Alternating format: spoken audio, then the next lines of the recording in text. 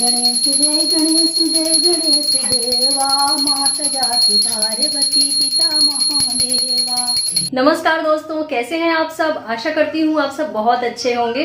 तो फ्रेंड्स, ये है मेरी मम्मी जी।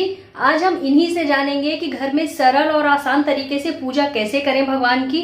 नित्य प्रतिरोज पूजा करने के क्या नियम होते हैं, कैसे हमें अपने घर के मंदिर में पूजा करनी चाहिए पूर्ण फल प्राप्ति के लिए, और कौन कौन सी छोटी छोटी गलतियां जो हम ध्यान नहीं देते हैं रोज की पूजा के दौरान, वो हमें नहीं करने चाहिए, क्योंकि इन गलतियों को करने से हमें पूजा का लाभ नहीं मिल पाता है। तो आज आप मेरी मम्मी जी से जानेंगे कि रोज की पूजा कैसे की जाती है। आज आप लोगों को ये बताएंगी कि रोज पूजा के छोटे छोटे जो नियम होते हैं उन्हें हमें कैसे करना है, और अपने घर के मंदिर में बहुत ही आसान और सरल तरीके से पूजा हम कैसे कर सकते हैं।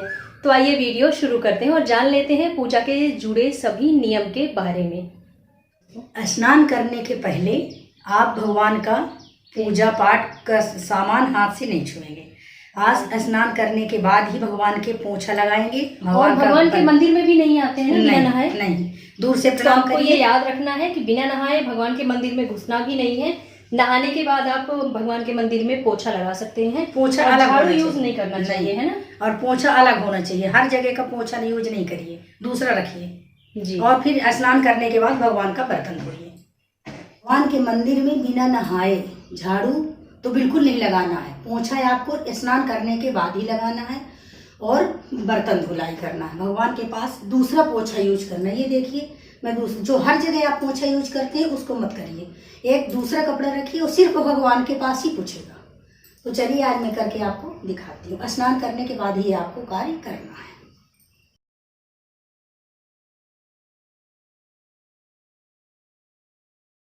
करने के बाद ही आपको भगवान का बर्तन धुलाई करना है। बिना स्नान करने से पहले आप बर्तन धुलाई मत करें। हाँ, तो दोस्तों, पूजा घर के कमरे की साफ़ सफाई करने के बाद, उनके बर्तन धोने के बाद हमें भगवान जी का पट खोलना है और उन्हें जगाना है। लेकिन पूजा करने से पहले आप लोग ये ध्यान ज़रूर रखिएगा कि कभी भी पूजा बिना आसन बिछाए मत कीजिएगा। अपने लिए आसन ज़रूर बिछा लीजिए। आसन में बैठने के बाद ही आप पूजा भगवान की शुरू कीजिए। पल्लू रखी है, साड़ी पहने हैं। मैं भी साड़ी डेली नहीं पहन सकती हूँ, नाइटी पहनी है। थोड़ा हो सके तो रेड हो, पिंक हो और येलो, और सिर में चुन्नी जरूर रखिए।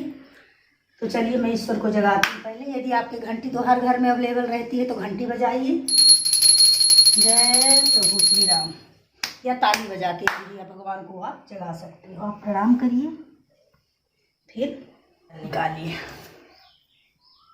जय श्री राम। सभी भगवान को जगाने के बाद हम पूजा की शुरुआत करेंगे। लेकिन आप लोग तो जानते ही होंगे, पूजा शुरू करने से पहले सबसे पहले हमें सूर्यदेव को जल देना चाहिए। तो उसके लिए हम जल देने के लिए क्या करेंगे कि सबसे पहले तांबे का एक लोटा लेंगे, उसमें थोड़ा सा गंगा जल डालेंगे, फिर उसमें हम शुद्ध जल भरेंगे। लेकिन एक बात और है कि गंगा जल कोई प्लास्टिक की बोतल में रख लेते हैं, तो आपको गंगा जल को कभी भी प्लास्टिक की बोतल में नहीं भरना है, धातु के बर्तन में रखना है। स्टील का बर्तन सबसे उत्तम है इसके लिए। तो हम सूर्यदेव को जल देने के लोटे में थोड़ा सा रोली डाल लेंगे लाल रंग का, या फिर सिंदूर भी आप डाल सकते हैं। थोड़ा अक्षत डाल लेंगे और लाल रंग का पुष्प जरूर डाल लीजिएगा आप। अगर आपको लाल रंग का पुष्प मिले तो ठीक है, नहीं तो आप किसी भी रंग का फूल डाल सकते हैं। और इसके बाद हमें जल देना है।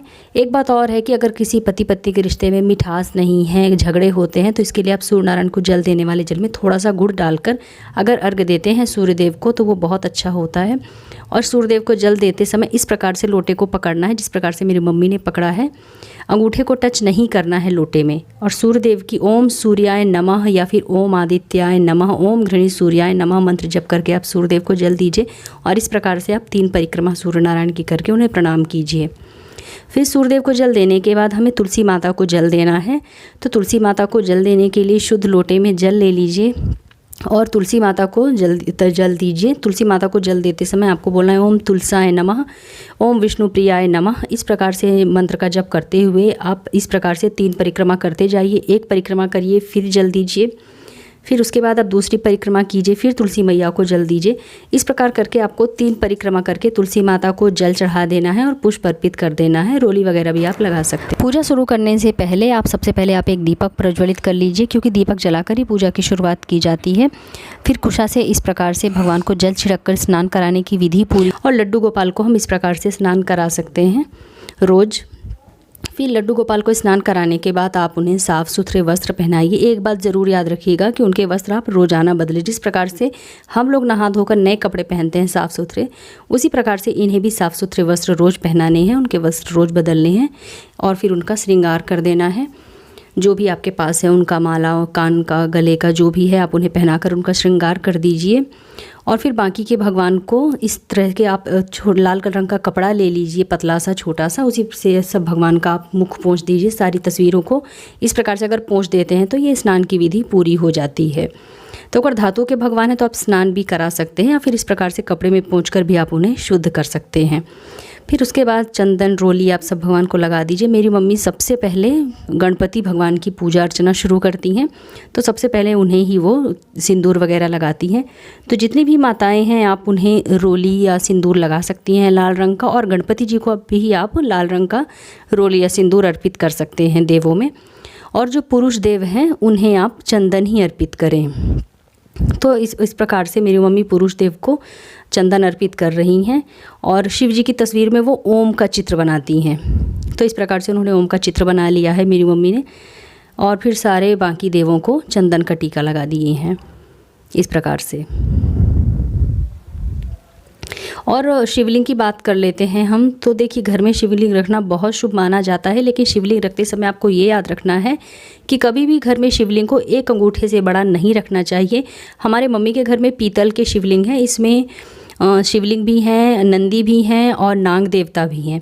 तो इस प्रकार से अगर आपको धातु के बने शिवलिंग मिल जाए तो ये बहुत ही शुभ माना जाता है, क्योंकि उसमें शिव जी के वाहन नंदी जी भी हैं और नाग देवता भी हैं। तो इस प्रकार का शिवलिंग आप अपने घर में ज़रूर रखिए।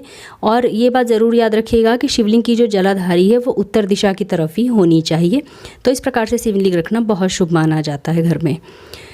और भगवान उन्हें हनुमान जी को हम लाल रंग का सिंदूर अर्पित कर सकते हैं या फिर नारंगी रंग का सिंदूर अर्पित करना बहुत शुभ माना जाता है। तो हम लोग उन्हें नारंगी रंग का ही सिंदूर अर्पित करते हैं हनुमान जी को।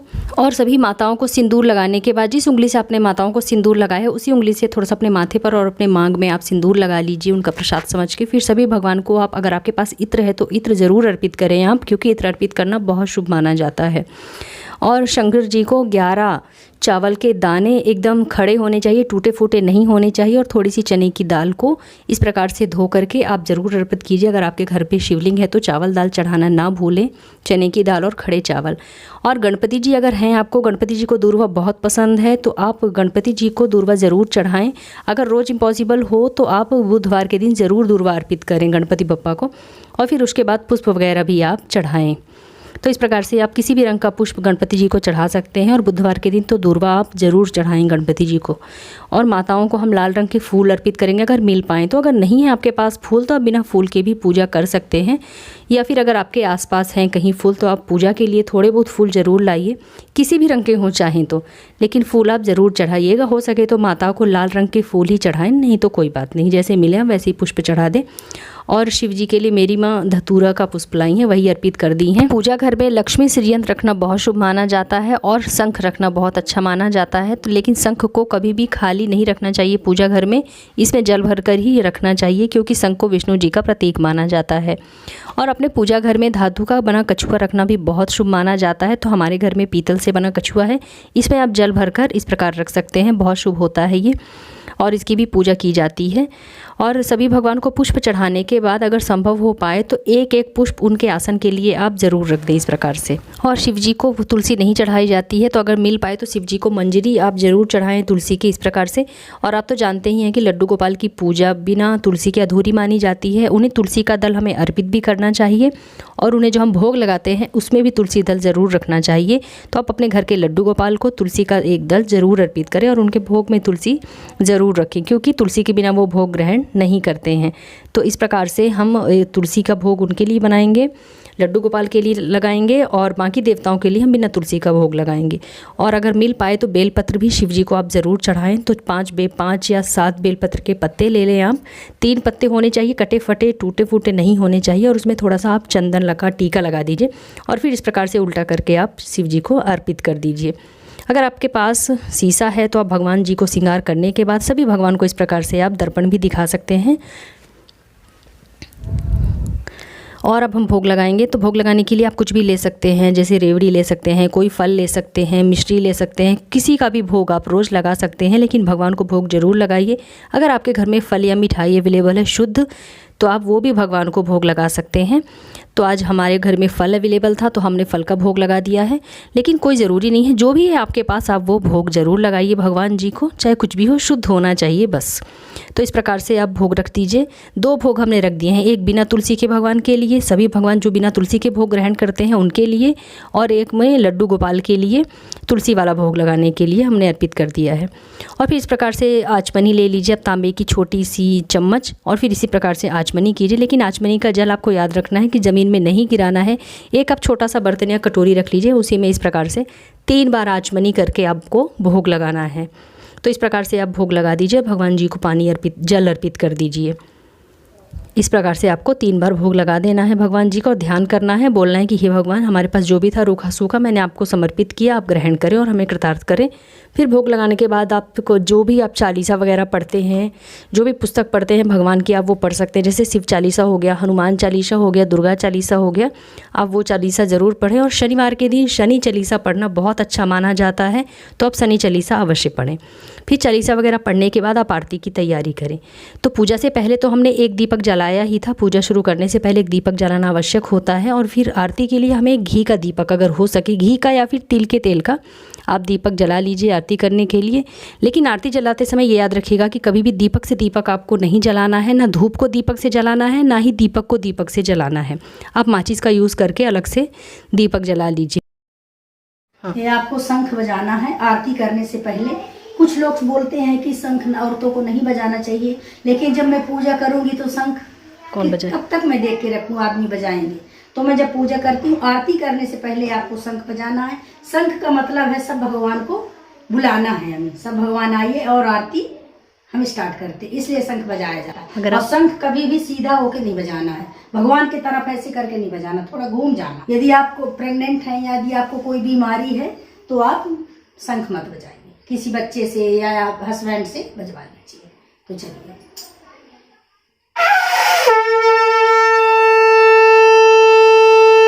आरती शुरू करने से पहले आप शंख बजाइए। शंख को 3 बार आप फूंक मारकर बजा लीजिए, और फिर शंख बजाने के बाद आप शंख को अच्छी तरह से धोकर उसमें थोड़ा सा जल भरकर ज़रूर रखें। खाली शंख अपने पूजा घर में ना रखें। इस प्रकार से खड़े होकर ही की जाती है, और सबसे पहले आरती गणेश भगवान की ही होती है, आपको सभी को ज्ञात होगा। पहले आप गणेश जी की आरती करिए, इसके बाद में आप विष्णु भगवान, लक्ष्मी माता, शिव जी, मैं तो सब जितने भगवान हैं सबकी आरती गाती हूँ और सबकी आरती करती हूँ। तो आप जैसे कर सके वैसे करिए, लेकिन फर्स्ट में आप गणेश की ही आरती करिए, फिर आप सब भगवान की कर सकते हैं। तो चलिए, जय गणेश जय गणेश जय गणेश देवा, माता जाति पार्वती पिता महादेवा। इस प्रकार से गणेश जी की आरती करने के बाद सभी देवी देवताओं की आरती कर लीजिए, आप आरती गा लीजिए, जिस भी देवी देवता की आप आरती गाते हैं। और फिर उन सब की आरती करने के बाद आप तुलसी माता को आरती दिखाइए, सूर्यदेव को आरती दिखाइए, और घर के बाहर भी आप आरती दिखाइए, क्योंकि ये बहुत शुभ माना जाता है। और फिर इस प्रकार से घूम घूम कर चारों दिशाओं के देवी देवताओं को आप याद करके उन्हें आप आरती दिखाइए। सभी भगवानों को आप याद कर सकते हैं, चारों धाम के भगवान को आप याद कर सकते हैं, अपने पूरे वास्तु देवों को याद कर सकते हैं आप। और इस प्रकार से आप आरती करें सब भगवान की। और फिर उसके बाद पूरे घर में आरती दिखाना बहुत अच्छा माना जाता है, क्योंकि भगवान की आरती करने के बाद आरती दिखाना बहुत शुभ माना जाता है। तो इस प्रकार से आप अपने घर में जितने भी कमरे हैं, पूरे कमरों में घूम घूम कर चारों दिशाओं में इस प्रकार से आप आरती गोल गोल घूम कर ज़रूर दिखाएं। और फिर उसके बाद अपने रसोई घर में आरती दिखाना बिल्कुल ना भूलें। और फिर इस प्रकार से सब घरों में आरती करने के बाद आरती की आचमनी कर दीजिए। इस प्रकार से बोला जाता है कि ऐसे करने से, इस तरह से जल करने से आरती ठंडी हो जाती है। फिर इस प्रकार से सभी देवी देवताओं को आप आरती दीजिए और खुद भी आरती लीजिए। सर्वमंगल मंगले शिवे सर्वार्थ साधिके शरण्ये त्र्यंबके गौरी नारायणी नमोस्तुते। इस प्रकार से इस मंत्र का उच्चारण करके आप आरती लीजिए। फिर सभी देवी देवताओं को आप चरण छूकर उनके प्रणाम कीजिए। इस प्रकार से आप भगवान जी से क्षमा याचना भी कीजिए। और जो माता के सिर में सिंदूर लगाए, पूजा के बाद अपने माथे पर आप ज़रूर लगाएं सिंदूर को। फिर भगवान जी को प्रणाम करने के बाद क्षमा याचना ज़रूर कर लें कि आपसे जो भी पूजा में भूल चूक हुई है वो माफ़ करें। और इस प्रकार से आंचल फैलाकर भगवान जी से सुख समृद्धि और अपने बच्चों की, अपने पति की लंबी आयु की कामना कीजिए। सरल पूजा की विधि बताई हूँ, आप ये पूजा जरूर करिए। कोई इतना कठिन पूजा नहीं है, ये रोज की मेरी पूजा है। हाँ, जिसके बच्चे छोटे हैं आप लोग खा के करिए। कोई माँ लोग दवाई ले रही हैं, बुढ़ी बुजुर्ग हैं या छोटे बच्चे हैं, आप चाय पानी करिए, लेकिन ये ना स्नान करके ये पूजा आप जरूर करिए। मेरी विनती है, प्रार्थना है। मंदिर को आप उपवास मत रहिए, बासी मत रखिए। बस ये रोज के दीपक जलना चाहिए भगवान का। दीपक चलेगा तो आपके बच्चे और पति का कल्याण होगा और मंगल ही मंगल होता चला जाएगा आपको। अब मैं आप लोगों को एक बहुत ही अच्छी जानकारी दे रही हूँ। आप जानते ही होंगे कि इसे मंगल कलश बोला जाता है। घर में मंगल कलश रखना बहुत ही अधिक शुभ माना जाता है। श्रीफल का कलश बनाकर आप रखें। इसके लिए आपको क्या करना है कि एक तांबे या पीतल का लोटा ले लीजिए, थोड़ा सा गंगा जल डाल दीजिए और उसमें 1 लोटा शुद्ध जल भरकर इस प्रकार से नारियल को आप स्थापित करके रख दीजिए। स्वास्तिक बना लीजिएगा उसमें लोटे में, और रोज़ रोज़ इसे चेंज नहीं करना। जब आप पूजा करते हैं तो इसका जल बदल दीजिए, नारियल को शुद्ध कर लीजिए और फिर वापस रख दीजिए। जब कभी नारियल खराब हो तब आप इसे चेंज कर सकते हैं। आप लोगों के मन में विचार आता होगा कि ये प्रसाद हम करें क्या, पूजा तो हो गई, संपन्न हो गई, अब प्रसाद को हम क्या करें। तो प्रसाद को करना क्या है कि आप 2 मिनट रुकना है, तुरंत पूजा के भगवान के चढ़ा के तुरंत आपको प्रसाद नहीं लेना है। आप 2 मिनट रखिए, इसके बाद में आप पूरे दिन मत रखिए, क्योंकि चींटी उटी मक्खी उक्खी आ जाती। भगवान का साफ सुथरा रखना, प्रसाद का अपमान होता है, तो प्रसाद का अपमान होता है इसमें। तो आप प्रसाद तुरंत उठा लीजिए, आरती जलिए, दीपक जलने दीजिए और प्रसाद को आप हटा सकते। इतना जरूर ध्यान रखिए कि आप स्टील के बर्तन में भगवान का प्रसाद मत चढ़ाइए। आप ये बर्तन ले लीजिए, या तांबे हो, पीतल हो। ये मैं गणेश, आज मेरी पूजा आप लोगों को कैसी लगी आप ये कमेंट करके जरूर बताइएगा। सुबह की पूजा है ये। अब यदि आपको मेरी पूजा अच्छी लगी तो मैं यही पूजा आपको, शाम वाली पूजा, संध्या समय की जो पूजा होती है वो मैं आपको करके दिखाऊंगी। तो राधे राधे, जय श्री कृष्ण।